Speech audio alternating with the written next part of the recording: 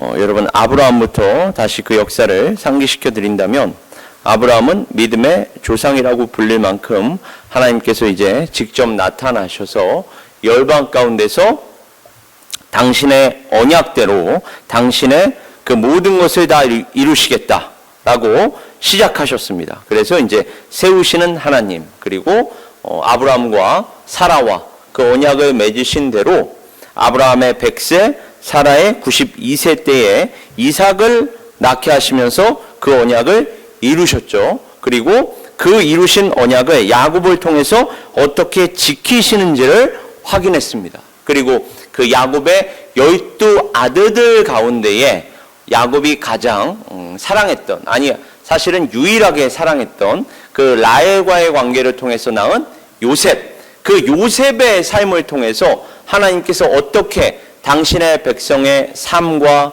관계와 모든 것을 합력시켜서 당신의 선을 이루시는지를 우리가 함께 살펴보도록 하겠습니다. 여기에서의 선이란 무엇일까요? 여러분, 합력시켜 선을 이루신다라고 할 때에 여기에서의 선이란 우리나라 성경에서 보면 착할 선자를 쓰지 않습니까? 착한 일. 그래서 신약 성경 가보면 너희 안에서 착한 일을 시작하신 이가, 여기에서 그럼 착한 일이란 어떤 일일까요? 그런데 그 뒤에를 보면 너희 안에서 착한 일을 시작하신 이가 그리스도 예수 안에서 다 이루실 거라고 얘기하거든요. 그렇다면 예수 그리스도 안에서 이루어지는 일이라는 거네요. 그 착한 일이라는 건 바로 우리의 구원을 이야기합니다. 바로 우리의 영원한 생명을 이야기합니다. 하나님께서 말씀하시는 선은 우리가 바라는 욕망, 우리가 바라는 뭔가 개인적인 바람, 이러한 것들이 아니라 하나님께서는 모든 것을 다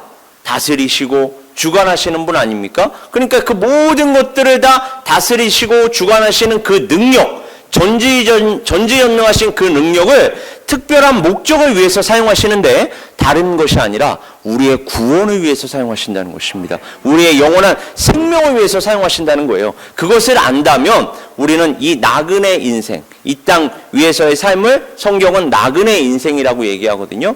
이 땅 위를 이제 걸어가는 동안에 우리가 정말로 있어야 할 곳이 어디인가를 하나님께서 우리로 하여금 하루하루 순간순간 깨닫게 하여 주시고, 그래서 우리의 본향은 이곳이 아니라 하나님의 나라구나, 그걸 깨닫고 이 땅 위에서 나를 하나님의 나라로 인도해 가시는 동안에 우리에게는 기쁨도 있을 수 있고요, 슬픔도 있을 수 있고, 아픔도 있을 수 있고, 고통도 있을 수 있습니다. 그러나 그 모든 것이 다 하나님의 나라로 가는 여정이구나, 이걸 깨닫는다면 우리는 범사에 감사할 수 있고 또 항상 기뻐할 수가 있다는 것입니다. 왜냐하면 하나님께서는 우리의 그 모든 것을 다 하나도 버리지 않으시고, 하나도 의미 없다 하지 않으시고, 하나도 가치 없다 하지 않으시고, 그 모든 것들을 다 합력시켜서 당신의 구원과 당신의 영원한 생명과 당신의 구속사를 완성시키기 때문에 그렇습니다. 이것을 요셉의 꿈을 통해서 먼저 계시해 주셨어요. 하나님께서는 창세기 37장 5절에서 11절을 가보면 요셉의 꿈 장면이 거기에 나타납니다. 여기에서 모든 사람들, 특히 하나님의 모든 사람들로 당신의 아들 만왕의 왕 만주의 주 되시는 예수 그리스도 앞에 무릎 꿇고 경배하게 하시겠다라는 것이 요셉의 꿈이 아니라 사실은 하나님의 꿈이자 하나님의 계획이었습니다. 여기에서 요셉은 따라서 예수 그리스도의 그림자로서 등장하는 거예요. 결국은 요셉 앞에 그 형제들이 다 무릎 꿇고 경배하는 장면을 통해서 요셉 이후에 있을, 요셉의 인생 이후에 있을, 그 이후에 있을 것을 하나님께서 계시하셨지만 더 궁극적으로는 우리 인류 역사를 주관하시는 하나님께서 더 궁극적으로는 모든 사람들, 하나님의 모든 사람들, 택한 백성들로 나의 아들, 나의 독생자 예수 그리스도 앞에서 무릎 꿇고 경배하게 하시겠다라는 그 꿈과 그 계획을 요셉의 꿈을 통해서 우리에게 알려주고 있습니다. 그래서 요한계시록을 가보면 24장로들이 하나님께 경배하는 장면이 나와요. 여기서 24라는 건 구약의 12, 구약의 12이란 12지파를 얘기합니다. 그리고 신약의 12, 신약의 12은 누구죠? 12 제자로 대변되는 하나님의 택한 백성이에요. 하나님의 택한 백성, 구약과 신약의 12과 12이 합해져서 24가 되거든요. 이 24 장로들, 그러니까 상징적으로 우리에게 보여주는 거예요. 하나님의 택하신 백성들이, 하나님의 택하신 자녀들이 구약과 신약으로 대변되는 하나님의 백성들이 주 하나님께 경배하는 장면, 이것이 바로 오늘 제가 말씀드렸던 창세기 37장 5절에서 11절을 궁극적으로 완성하시는 그 하나님의 꿈이자 계획이 확증되는 장면이라고 할 수 있겠습니다. 계속해서 요한계시록 7장을 가보면 인치심을 받은 14만 4천 명이 여기서는 더 구체적으로 나오는 거죠. 여기서 14만 4천이란 이제는 아까는 더하기였지만 이제는 곱하기예요. 12 곱하기 12는 144, 거기에다 1000년, 1000을 곱하면 14만 4천이 됩니다. 그러니까 신구약과 하나님의 나라를 곱하기로 계산하면 14만 4천이 되거든요. 이것은 인치심을 받은 하나님의 모든 자녀들을 상징적으로 보여주는 숫자입니다. 문자적으로 딱 내가 14만 4천 명만 구원하겠다라는 게 아니에요. 이거 이단들이 이 수법을 많이 사용하는데 여러분 여기에 걸려 넘어지면 안 됩니다. 혹은 성경을 그냥 아주 얕게 공부한 사람들은 야 뭐야 그럼 하나님의 모든 택하신 백성이 14만 4천이라는 거야? 그럼 아담 이래로 하나님께서 14만 4천 명은 이미 다 채우시지 않았을까? TO가 없는 거 아니야? 이렇게 자기네들 나름대로 생각하고 계산하고 판정을 짓는데 그게 아니라 상징적으로 하나님께서 우리에게 보여주시는 것입니다. 신구약의 백성 그리고 하나님의 나라를 곱한 숫자 14만 4천으로 각 나라에서 온 그 무리가 구원주이신 하나님께 모든 찬송과 영광과 지혜와 감사와 존귀와 권능과 힘을 돌리는 장면이 바로 이 요한계시록 7장의 장면입니다. 그래서 우리가 알고 있는 그 CCM, 우리 보좌 앞에 모였네 함께 주를 찬양하며, 그러면서 뭐라고 나와요? 각 나라와 족속 백성 방언에서 구원받고 주 경배드리네. 그러면서 구원하심이 보좌에 앉으신 우리 하나님과 어린 양께 있도다. 이게 요한계시록의 말씀이에요. 그러니까 완전히 구원이 완성이 된 하나님의 선이 합력시켜서 당신의 선을 이루시는 그 하나님의 선이 구원과 관련이 되어 있고, 구원받은 모든 성도가 이제는 하나님과 그 어린 양, 하나님 우리가 어떻게 구원을 받았는지 이제 알겠습니다. 어떻게 구원을 받았어요?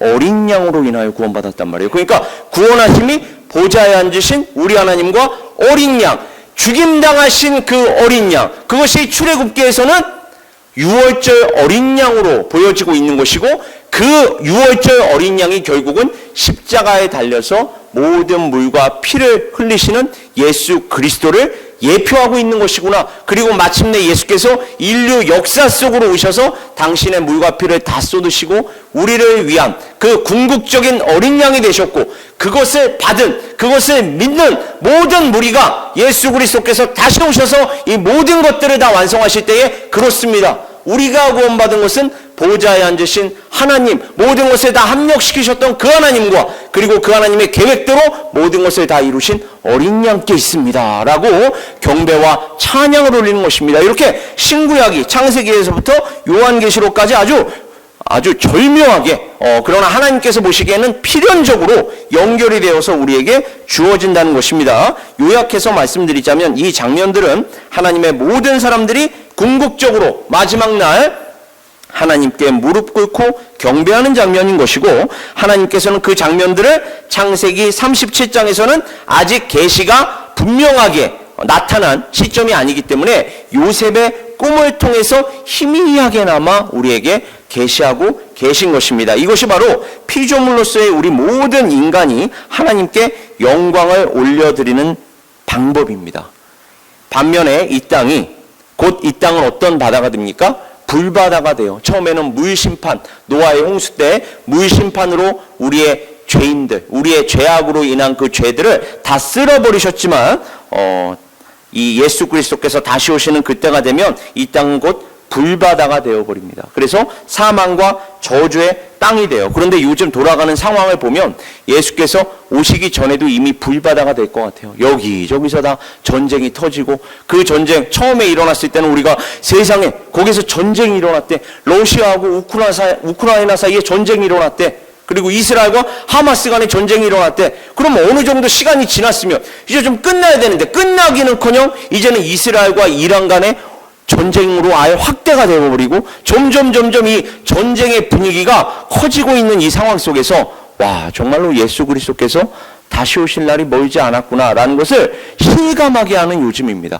이 예수 그리스도께서 다시 오시는 때가 되면 이 땅은 정말로 그렇게 불바다가 되어버릴 거예요. 그래서 어느 누구도 살아남지 못하는 땅이 됩니다. 하나님의 은혜를 받은 자, 하나님의 축복을 받은 자가 아니면 이 사망과 저주의 땅에서 우리는 다 죽어버리고 말 거예요. 우리의 죄악의 결과입니다. 우리의 죄로 인하여 땅이 저주를 받는다라는 게 구약 성경에서부터 계속해서 우리에게 알려주고 계시는데, 그것이 바로 그 마지막이 바로 이렇게 우리 모두가 다 죽는 땅, 사망과 저주의 땅이 되어버리는 것으로 확증이 되는 것입니다. 따라서 우리가 하나님께 영광 올려드리는 방법은 이 땅 위에서 우리가 잘 먹고 잘 사는 것. 물론 하나님께서 허락하시면 이 땅에서 잘 먹고 잘 살 수 있어요. 그게 나쁜 것만은 아닙니다. 그러나 그게 목적이 되어서는 안 됩니다. 여러분, 우리에게 하나님께서 무엇인가를 허락하시면 그걸 가지고 하나님의 나라와 영광, 그것이 하나님의 선이기 때문에 하나님께서도 모든 것을 합력시켜서 선을 이루시는데, 그렇다면 하나님을 믿는다라는 우리 또한 그 하나님의 뜻에 따라 하나님의 방법으로 우리의 모든 것, 우리의 시간, 우리의 건강, 우리의 물질, 우리가 가진 모든 것을 가지고 하나님의 그 선을 이루는데 함께 합력하여 선을 이루어야 할 줄 믿습니다. 그것이 바로 우리가 이 땅에서 하나님께 영광을 올려드리는 방법이에요. 그럼에도 불구하고 이와 같은 우리를 위해서, 우리가 이렇게 하지 못하고 있음에도 불구하고 하나님께서는 우리가 아직 원수 되었을 때에, 우리가 죄를 끊임없이 반복적으로 범하고 있는 그 순간에도 하나님께서는 우리를 불쌍히 여기시고 우리를 긍휼히 여기셨어요. 그게 바로 야곱을 지키셨던 하나님을 통해서도 보여줬던 것입니다. 이렇게 우리는 하나님께 끊임없이 죄만 짓고 있는, 하나님께 영광을 돌려드리기보다는 끊임없이 죄만 짓고 있는 우리 죄인이라 할지라도 하나님께서는 당신의 독생자 예수 그리스도를 내어주셨던 것입니다. 그것을 오늘 본문 말씀 창세기에서는 죄 없는 요셉이 무슨 죄가 있었습니까, 여러분? 한번 객관적으로 살펴보세요. 요셉의 죄가 뭐가 있었어요? 요셉은 그의 형제들이 뭔가 잘못된 말을 하고 잘못된 형제를 하면 꼭 요즘에 내부 고발자들 하듯이 아버지에게 달려가서, 아버지, 저 형이 이렇게 나쁜 짓을 했어요. 그 형이 이렇게 잘못된 행동을 했어요. 라고 고한 것밖에 없어요. 이것은 바로 예수 그리스도의 그림자입니다. 예수 그리스도께서 종교 지도자들, 제사장들 만나서 너희들이 하나님을 잘 섬긴다라고 하지만 사실은 하나님을 제대로 섬기고 있는 거 아니야. 이렇게 겉으로만 하나님을 섬기면 뭐하니? 너희 속으로는 너희 욕심이 꽉 차 있잖아. 너희의 죄악으로 꽉 차 있잖아. 이렇게 하나님 앞에서 그들의 죄를 고함으로써 그들에게 돌을 맞고 심지어는 십자가에 달려 죽는 그 예수 그리스도를 요셉이 그 형제들에게 미움을 받는 장면으로 우리에게 보여주고 있는 거예요. 그래서 미움을 받는 것으로만 끝나는 것이 아니라 형제들에 의해서 구덩이에 빠집니다. 그리고 미디안 상고들에게 팔려요. 미디안 상고들에게 팔릴 때 유다에 의해서 팔리죠. 예수님께서도 누구에 의해 팔렸죠? 가롯 유다에게 팔렸죠. 그 유다는 아니지만 참 절묘하지 않습니까? 그 유다에 의해서 요셉도 팔리고 예수 그리스도도 팔립니다. 이것은 실로 하나님께서 결국 죄 없는 당신의 아들을 은 30에 팔아버리죠. 급기야는 십자가에 달려 돌아가게 하신 사람들을 위하여 당신의 아들로 희생하게 하신다. 왜요? 요셉이 무슨 죄가 있어서 미디안 상고들에게 팔렸고, 미디안 상고들에게 팔렸을 뿐만 아니라 이집트의 그 보디발의 집으로도 들어가서 노예 생활을 한단 말이에요. 여기에서 색동저고리, 말 그대로 우리가 가장 사랑받는 아들로서 사랑만 받으면서 꽃길만 걸으면서 살 수 있었던 요셉이 미디안 상무들에게 팔리고 애굽으로 끌려가고 거기서 노예 생활을 하고 거기서 노예 생활을 할 뿐만이 아닙니다. 성폭행을 당할 위기에도 처하죠. 그러니까 가해자가 아니라 피해자였는데 오히려 성폭행 가해자라고 누명을 씌움당해서 또 감옥으로 한 번 더 들어갑니다. 이제 노예로 팔렸을 뿐만 아니라 이제 감옥살이까지 해요. 이것을 뭐라고 얘기하는 거예요? 죄가 있어서 고생을 하고 죄가 있어서 감옥살이를 하는 것이 아니라 죄가 없는데도 불구하고 이러한 희생을 치르는 것, 누구의 그림자로서 보여지는 겁니까? 예수 그리스도의 그림자로 보여지는 것입니다. 죄가 없으신 그분이 우리의 모든 죄를 짊어지고 당신의 피 한 방울, 물 한 방울까지 다 쏟아내시는 그 예수 그리스도를 우리에게 보여주고 있는 거예요. 그래서 요셉의 그 삶이, 요셉의 그 사역이, 요셉의 그 관계가 예수 그리스도를 그림자로서 이렇게 보여주고 있는 성경을 우리는 확인할 수가 있습니다. 그래서 구약 성경 전체에서, 심지어 구약 성경 전체에서 예수 그리스도를 가장 많이 닮은 사람이 누굴까라고 우리가 성경 전체를 가지고 찾아보면 바로 요셉입니다. 여러분, 다윗이 아니에요. 다윗은 수도 없는 죄를 범했어요. 간음죄도 범했고요. 또 그 간음죄를 덮고자 살인죄도 범했고요. 또 인생 말년에는 자기가 이룩한, 하나님께서 사실은 이룩한 건데 자기가 이룩한 것처럼 이스라엘을 다른 세상 열방에게 자랑하고자 군사까지 카운팅합니다. 그러니까 요압이 심지어 그렇게 성숙하지 못한 요압 장군이 심지어 그 다윗에게 조언을 하잖아요. 이거 하나님께서 다 주신 건데 뭐하러 하나님께서 주신 이 군사를 다윗 왕이시여 왜 이걸 점거하십니까? 라고 함에도 불구하고 점거를 해요. 그래서 또 거기에서도 징계를 받습니다. 다윗은 수도 없는 죄를 범해요. 그러나 요셉은 여러분 최소한 성경을 살펴보면 죄를 범했다라는 구절이 한 구절도 없습니다. 그 정도로 예수 그리스도를 가장 많이 닮은 인물이 바로 요셉인데, 따라서 그 요셉을 통해서 하나님께서는 예수 그리스도를 보여주고 있는 거예요. 마침내 요셉은요 세상의 통치자로 섭니다.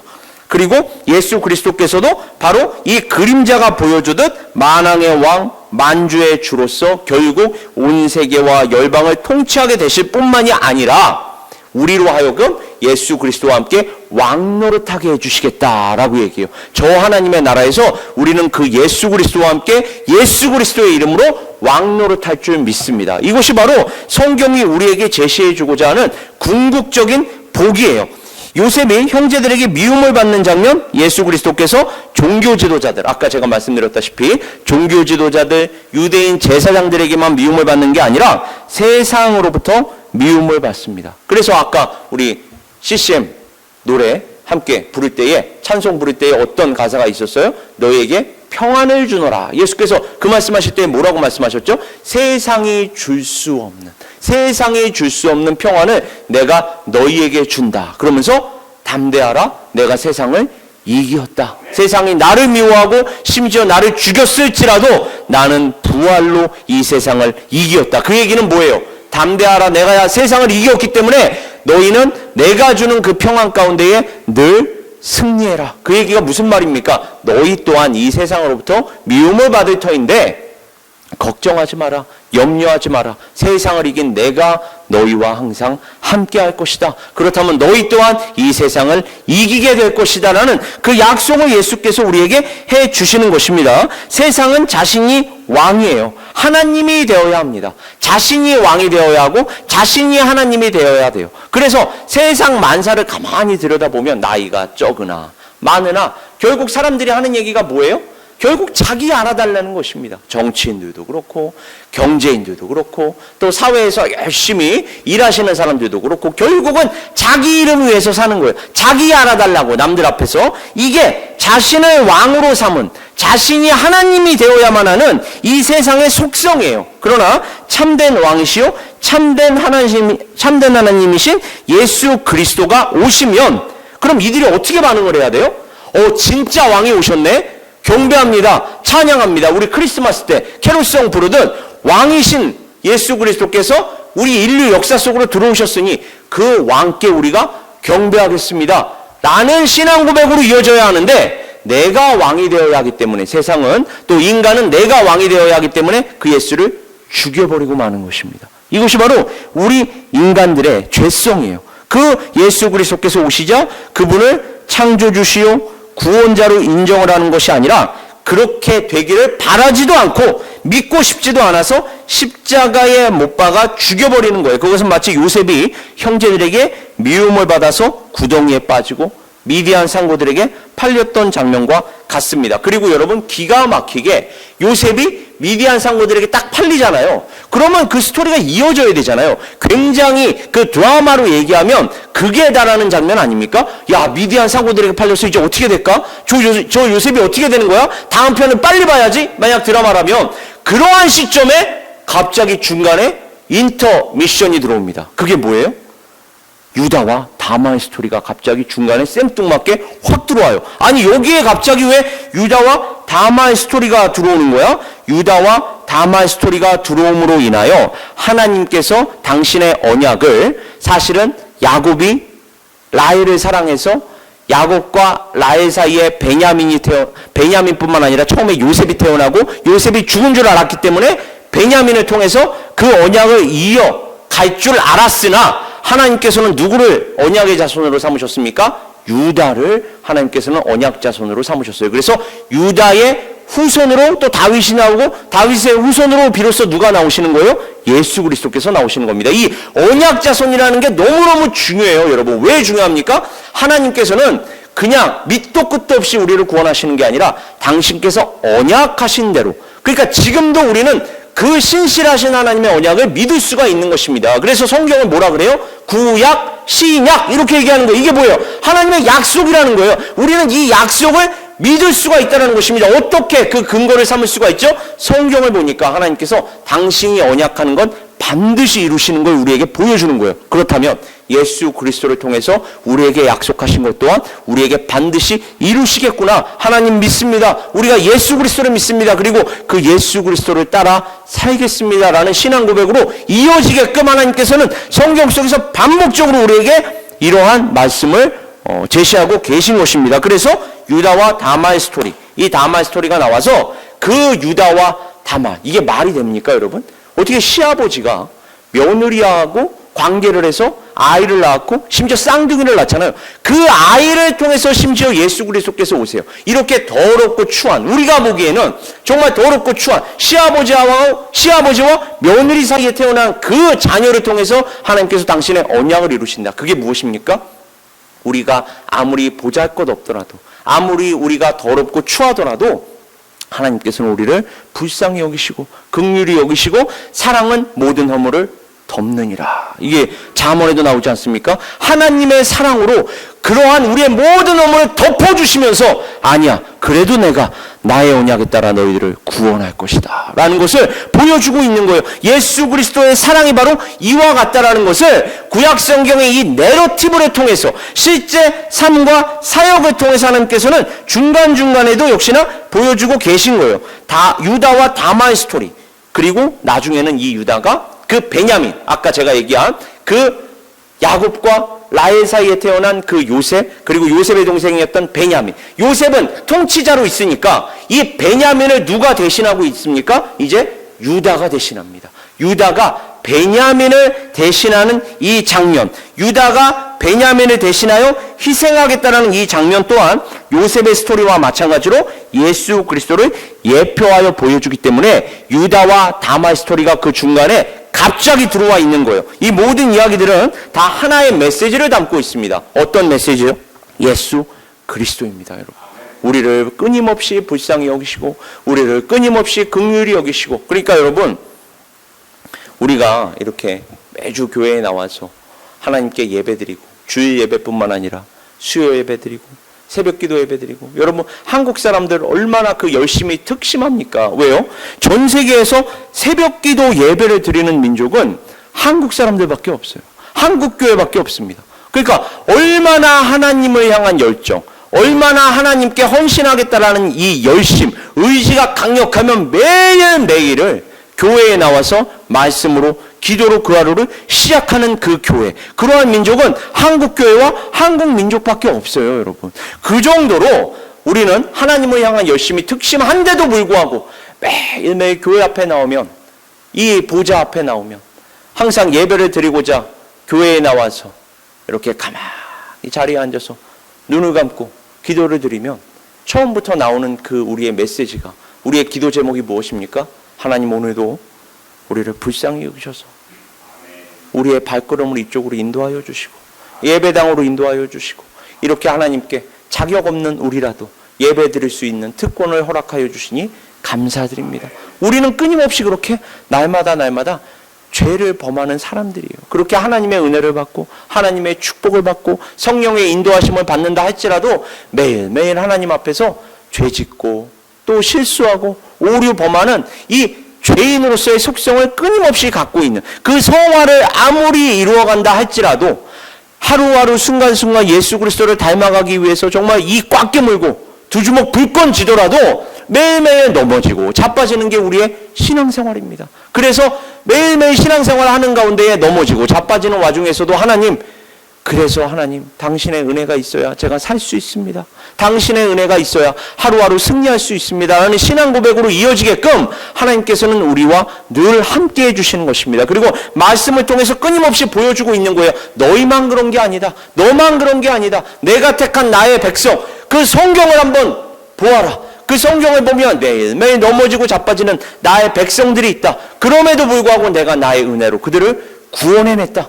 너 또한 내가 항상 함께하면서 너희를 구원의 길로 인도할 것이다. 이 모든 것들을 합력시켜 선을 이룰 것이다. 라는 하나님의 그 열심, 하나님의 의지가 우리의 열심을 덮어버리는 것입니다. 이것이 바로 성경이 우리에게 반복적으로 보여주고 있는 메시지예요. 그리고 하나님께서는 바로 이와 같은 방법으로 당신의 사람들을 구원하실 뿐만 아니라 영원한 생명을 주시고, 그리고 이 땅에서 살아가는 동안에도 그 하나님의 나라와 영광을 위하여 쓰임받게 하시는 것입니다. 이 교회에서 함께 쓰임받게 하시는 거예요. 개인적으로 뿐만 아니라 공동체로 함께 모여서 함께 기도하고 함께 예배드리고 함께 하나님의 말씀 나누고, 그렇게 또 전도와 선교사에게 동참하게 하심으로써 하나님께서는 우리로 하여금 이 땅 위에서 공동체로 함께 모여서 합력시켜 선을 이루시듯 우리 또한 바로 그와 같은 모양으로 합력시켜 선을 이루게 하시는 줄 믿습니다. 또 그리하여서 구원의 확실을 선언하는 그 요셉의 모습을 확인할 수가 있어요. 하나님, 제가 돌아보니, 제가 이제 깨닫고 보니, 제가 그때는 너무나도 억울했으나 너무나도 분했으나, 왜요? 아무런 죄가 없는데도 형제들에게 미움을 받고 구덩이에 빠지고 미디안 상고들에게 팔리고, 그리고 노예로 또 끌려가고, 노예로 끌려갔을 뿐만 아니라 또 모양은 요즘으로 얘기하면 꽃미남이야, 훈남이야. 그래가지고 보디발의 아내 정도 되면 여러분 얼마나 고귀한 집안의 여인이었겠어요. 예뻤겠어요? 안 예뻤겠어요? 예뻤겠죠, 여러분. 안 예뻤으면 그거는 유혹이 아니라 제가 고문이라고 얘기했습니다, 여러분. 예뻤기 때문에 유혹이었던 거예요. 그러니까 요셉을 유혹했단 말이에요. 너무나도 아름다운, 심지어 고귀한 가문의 여자가 하룻밤 동침하자고 유혹을 하는데, 요셉이 거기에서 나온 대답이 어떤 대답이었습니까? 여느 남자 같으면 아마 그냥 걸려 넘어졌을 거예요. 그럼 내 주제에 이렇게 고귀한 집안의 여인이 나와 함께 동침하자 그러는데 내가 왜? Why not? 이랬을 거예요. 근데 요셉의 입에서 나온 답변은 내가 어찌 하나님 앞에서 득죄하리까? 하나님 앞에서 사는 것입니다, 여러분. 사람 앞에서 사는 게 아니에요. 하나님의 사람은 하루하루를 순간순간에 하나님 앞에서 사는 것입니다. 예수 그리스도를 닮은 모습 아닙니까? 그렇게 유혹을 하는데도 불구하고, 심지어 지금 그럴 만한 주제가 아니잖아요. 지금 요셉이 지금 노예로 팔려갔고, 거기에서 심지어 그냥 주인이 시키는 대로만 해야 하는 그 주제에, 그 신분에 어떻게 그 여인이, 그것도 고귀한 집안의 여인이, 아리따운 여인이 유혹을 하는데도 그거를 뿌리칠 수가 있었겠습니까? 이게 바로 신앙의 힘이고, 그리고 그 부모들로부터 이어받은 신앙의 힘이기도 합니다. 아브라함이 이삭을, 이삭이 야곱을. 여러분, 그 연대를 계산해 보면 아브라함이 야곱과 만날 수가 있었습니다. 이삭이요, 요셉을 만날 수가 있었어요. 연대를 계산해 보면. 그러면 그 얘기인즉슨 족장시대였으니까 아브라함이 야곱 불러놓고서 무릎하게 앉히고, 야, 이리 와봐라. 할아버지가 너에게 내가 지금까지 만났던 하나님 소개해 줄게. 너 이렇게 살면 안 된다. 하나님께서는 이렇게 역사하시는 분이야. 이 하나님의 말씀에 따라서 하나님께서 말씀하시는 대로 인도함 받아서 성실하고 정직하게 살아야 돼. 이 말씀 안 해주셨을까요? 이삭은 요셉에게 그 얘기 안 했을까요? 이삭이 소천하기 전에 그 얘기 안 했을까요? 다 했을 것입니다. 이렇게 신앙이 그 다음 세대로 이어지는 게 너무너무 중요해요. 이게 4대째 가니까 첫째, 세우시는 하나님. 아브라함 때만 가더라도 자기 죽을까봐, 자기 와이프 때문에 자기 죽을까봐 자기 아내를 누이라고 거짓말을 해요. 이런 믿음의 조상이었어요. 근데 이 신앙이 4대째가 가니까 성숙해지는 것입니다. 성숙해져서 하나님 앞에서 내가 어찌 득죄하리까. 이런 신앙으로 발전해가는 거예요. 신앙이 점점 전수가 되고 그리고 전수됨에 따라 발전해 나가는 모습을 우리가 확인할 수가 있습니다. 근데 오늘날 한국교회를 바라보면 다른 곳 볼 거 없어요. 그냥 우리 자신을 보자고요. 우리의 신앙이 그 다음 세대로 전달되지 못하고 있는 이 비참한, 이 안타까운 현실을 우리가 지금 맞이하고 있습니다. 우리가 어떻게 이 다음 세대에게 이 교회를, 이 예수 그리스도 중심적인 신앙을 전달해 줄 수가 있습니까? 이게 모든 교회에, 사실 우리 교회뿐만 아니라 모든 한국교회와 미주 한인교회의 기도 제목이어야 합니다, 여러분. 아니, 다음 세대가 없는 교회가 무슨 미래가 있고 무슨 소망이 있겠습니까, 여러분? 다음 세대로 우리의 신앙이 전달이 돼야 돼. 그래야 우리의 신앙도 더 하나님 보시기에 아름답고 선한 신앙이 되고 또 신학도 더 발전이 되고 그렇게 하나님께로 더 한 걸음 한 걸음 가까이 나아가는 교회, 더 아름다운 교회, 더 선한 교회가 되는 것입니다, 여러분. 그래서 우리의 첫 번째 기도 제목은 늘 다음 세대로 우리의 신앙이 어떻게 전달될 수 있겠습니까, 하나님? 하나님 우리에게 알려주시옵소서. 우리가 듣겠습니다. 하나님의 말씀에 순종하겠습니다. 우리에게 지혜를 주십시오. 우리에게 지식을 주십시오. 하나님의 말씀을 주십시오. 또 기도하게 해주십시오. 성령으로 충만하게 해주십시오. 인격적으로도 삶으로도 말로도 행동으로도 그 예수 그리스도를 우리가 보여주게 하여 주시옵소서. 그때의 다음 세대들이 우리를 보고 하나님을 찾게 하여 주시고 예수 그리스도를 발견하게 하여 주시며, 그래서 온 세대가, 모든 연령이 교회라는 공동체에 모여서 하나님께 함께 예배드리고 하나님의 말씀 가운데 하나님께 영광 올려드리게 하여 주시옵소서 라는 기도 제목으로 우리는 함께 나아가야 할 줄 믿습니다. 사실은 이 시대가 바로 그러한 시대적 사명을 완수해야 할 시대입니다. 또한 우리 에베네스 선교교회도 그렇게 다음 세대들을 위한 사역을 앞으로 점진적으로 해 나가야 할 줄 믿습니다. 그러기 위해서는 우리 전 세대가 먼저 말씀으로 준비가 돼야 돼요.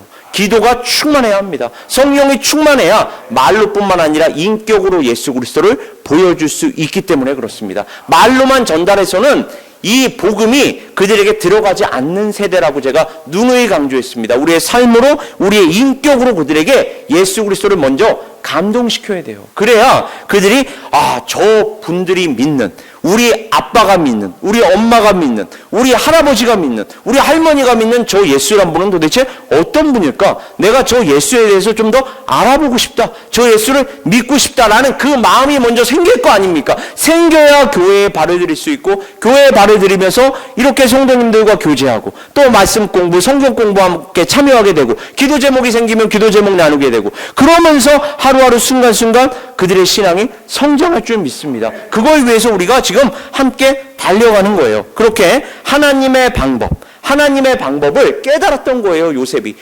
내가 그 모든 고난을 그때는 억울하게만 받아들였는데, 분하게만 받아들였는데, 결국은 나를 이 애굽의 통치자로 세우시고, 애굽의 통치자 7위자로 세우신 이유는 세상 만민이 이 애굽으로 와서 그 양식을 공급하게 하고, 그리고 당신의 백성들, 특히 누구예요? 야곱의 아들들까지 와서 요셉 앞에 엎드림으로 말미암아 하나님께서 당신의 언약을 이루려고 하셨던 거구나. 당신의 손을 바로 이와 같은 방식으로 이루려고 하셨던 거구나. 그래서 오늘 본문 말씀은 생명을 구원하게 하시려고 하셨구나. 이게 당신의 손이었구나. 그래서 생명을 주시기 위한 하나님의 방법이 이제는 요셉뿐만 아니라 그 요셉의 형들로도 요셉이 두려워하지 마십시오.